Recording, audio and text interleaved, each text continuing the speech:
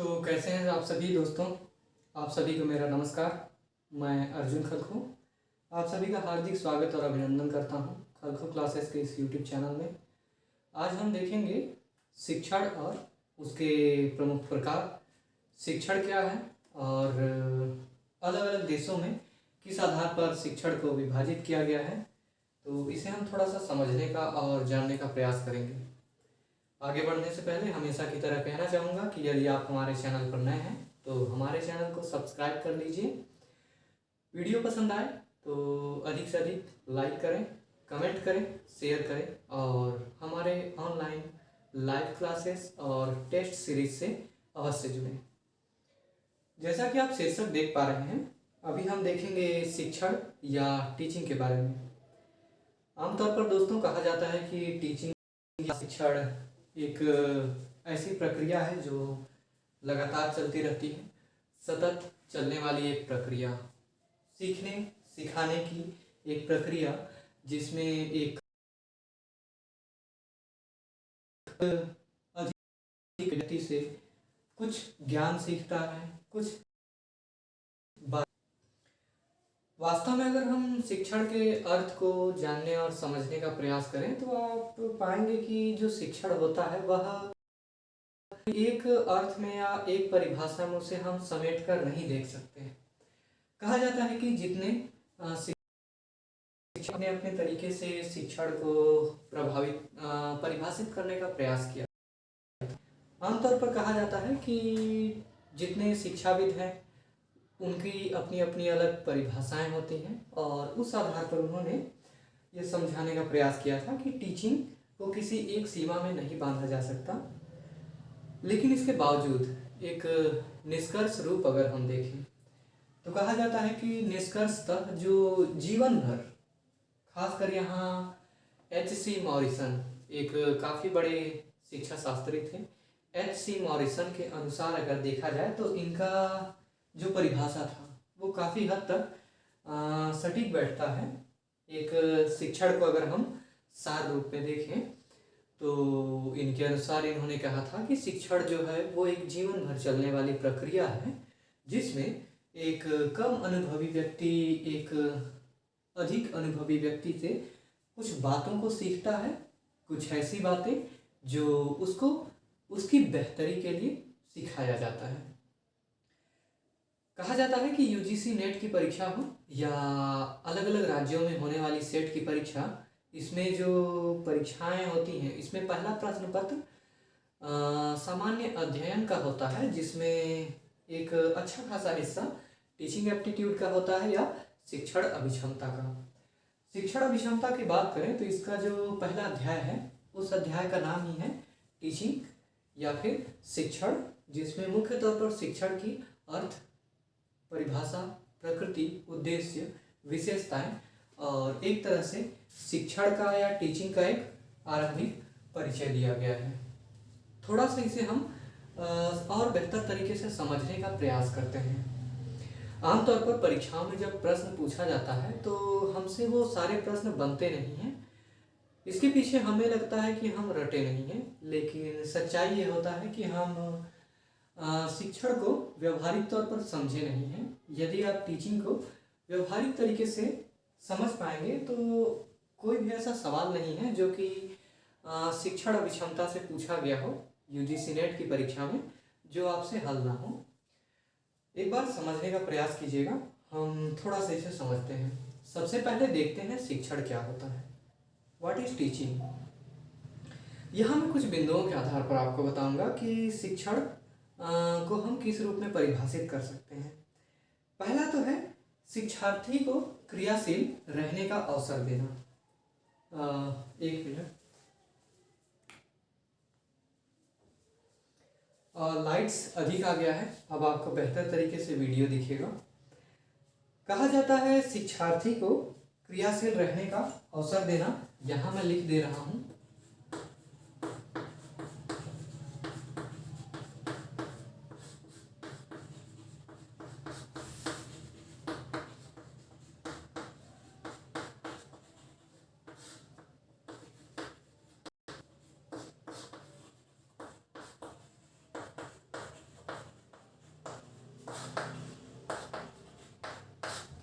कहा जाता है शिक्षार्थी जो होता है, अर्थात जो विद्या अर्जन कर रहा होता है, सीख रहा होता है, अर्थात एक लर्नर जो होता है, आमतौर पर कहा जाता है कि वह एक्टिव कब होगा, जब उसको कोई सिखाने वाला होगा, उसको कोई पढ़ाने वाला होगा, एक उसका मार्गदर्शक, उसका गाइड, या हम टीचर एक सामान्य शब्दों में कह सकते हैं। एक टीचर ही है जो एक विद्यार्थी को या स्टूडेंट को एक्टिव रखता है, क्रियाशील रखता है। तो सीधा सीधा इस लाइन में ही छिपा हुआ है कि एक शिक्षण या टीचिंग जो होता है, आमतौर पर वह लगातार सतत रूप में एक छात्र को या एक लर्नर को एक क्रियाशील प्राणी बनने में मदद करता है, अर्थात लगातार सक्रिय अवस्था में रखने का प्रयास करता है। तो आप कह सकते हैं कि शिक्षार्थी को लगातार क्रियाशील बनाने की एक प्रक्रिया को ही शिक्षण कहा जाता है, जिसमें छात्र और शिक्षक दोनों की बराबर सहभागिता होती है। दूसरा एक बिंदु है जिसके आधार पर हम समझते हैं, इसमें कहता है कि शिक्षार्थ के संवेगों को प्रशिक्षित करना।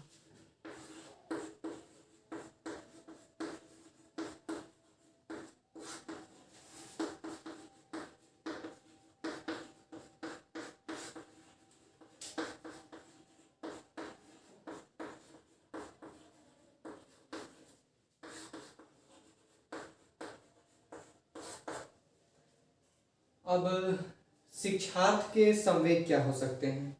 तो दोस्तों, शिक्षार्थ या शिक्षार्थी प्रक्रिया होती है या प्रोसेस होता है। कहा जाता है कि वह शिक्षा किसी काम की नहीं होती है जिसमें इमोशंस ना हो, भावनाएं ना हो। अर्थात शिक्षा जो होता है वो इंसान को एक अनुशासित व्यक्ति बनाता है, उसके अंदर कुछ मानवीय गुणों को डालने का प्रयास करता है, अर्थात एक मानवीय भावना का, मानवीय चेतना का विकास करना ही दरअसल शिक्षा का उद्देश्य होता है। और यहीं पर कहा जाता है कि एक शिक्षक के लिए ये आवश्यक होता है कि उसमें कुछ मानवीय भावनाएं निहित हो, और अक्सर इसके लिए एक प्रशिक्षण की आवश्यकता होती है, जिसे आमतौर पर कहा जाता है कि शिक्षार्थ के संवेगों को प्रशिक्षित करना, अर्थात मानव के अंदर मानवीय गुणों को, मानवीय भावनाओं को समावेश करने की एक प्रक्रिया ही दरअसल शिक्षार्थ कहलाता है या शिक्षण कहलाता है। तीसरा बिंदु जो है वो है शिक्षार्थी को, मैं यहां लिख दे रहा हूं,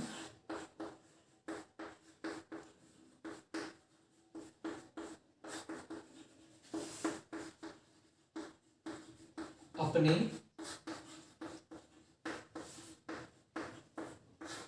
वातावरण के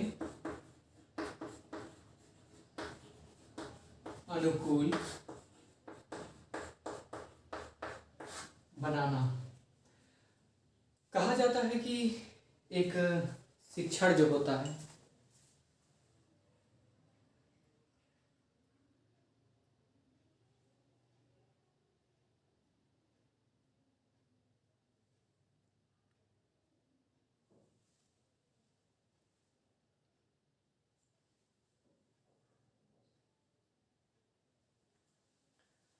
रुकावट के लिए खेद है।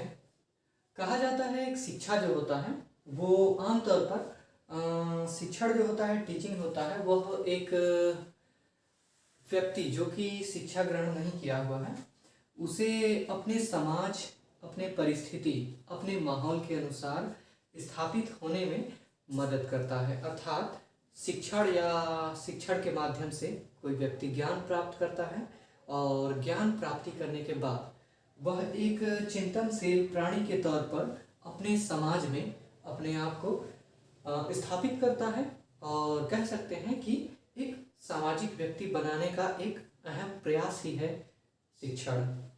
चौथा जो बिंदु है वो है उत्प्रेरणा प्राप्त करना। यहाँ पर ध्यान दीजिएगा, हम शिक्षण को समझ रहे हैं, ना कि शिक्षण के प्रकारों को।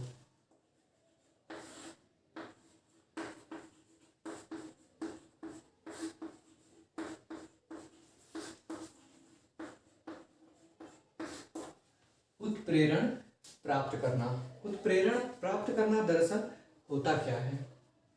तो एक होता है कि हम किसी कार्य को करने के लिए या अपने आप को आगे बढ़ाने के लिए खुद को कैसे प्रेरित करें, अपने अंदर कैसे वो इच्छा शक्ति जागृत करें जिससे हम और बेहतर तरीके से अपने आप को आगे बढ़ा सकें, विकास कर सकें।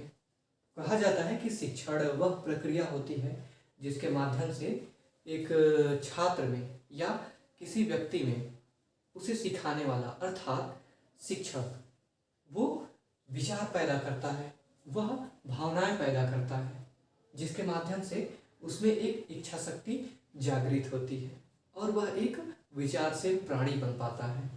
और इसे ही दरअसल कहते हैं उत्प्रेरणा प्राप्त करना।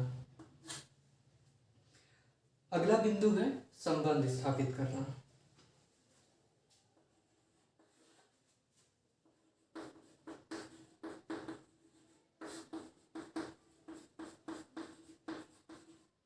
संबंध स्थापित करना। अब संबंध स्थापित करना क्या है दोस्तों? तो कहा जाता है कि हम एक समाज में रहते हैं और सामाजिक गतिविधियों से जुड़े हुए व्यक्ति हैं। कहा जाता है कि एक बेहतर सामाजिक प्राणी वही होता है जो केवल अपने तक ही सीमित ना रहे, किंतु वह समाज के प्रत्येक व्यक्ति से या कहें कुछ व्यक्तियों से उसका जुड़ाव हो, अपने परिवार, अपने रिश्तेदार, अपने परिजन, अपने आसपास के मित्रों से। तो कहा जाता है कि शिक्षण दरअसल वह माध्यम है जिसके माध्यम से हम एक दूसरे से जुड़े हुए होते हैं, एक दूसरे से परस्पर सीखते रहते हैं और दरअसल सीखने सिखाने की यही आदान प्रदान करने वाली प्रक्रिया शिक्षण कहलाती है और इसे ही हम कहते हैं संबंध स्थापित करना। तो इस तरीके से हम इन कुछ चुनिंदा बिंदुओं के आधार पर देखा हमने कि शिक्षण वास्तव में है क्या। इसके बाद हम शिक्षण के प्रकारों को देखेंगे। अगले वीडियो में जानने और समझने का प्रयास करेंगे कि शिक्षण या टीचिंग जो होता है वो क्या क्या होता है, कितने प्रकारों का होता है और अलग अलग देशों में किस प्रकार से शिक्षण की अलग अलग प्रक्रियाएं पाई जाती हैं। उम्मीद है वीडियो पसंद आया होगा। तो चलिए मेरे चैनल को सब्सक्राइब कर लीजिए, वीडियो को अधिक से अधिक शेयर कीजिए। मैं आपसे अगले वीडियो में मिलता हूँ। आप सभी का बहुत बहुत धन्यवाद। शुभ रात्रि।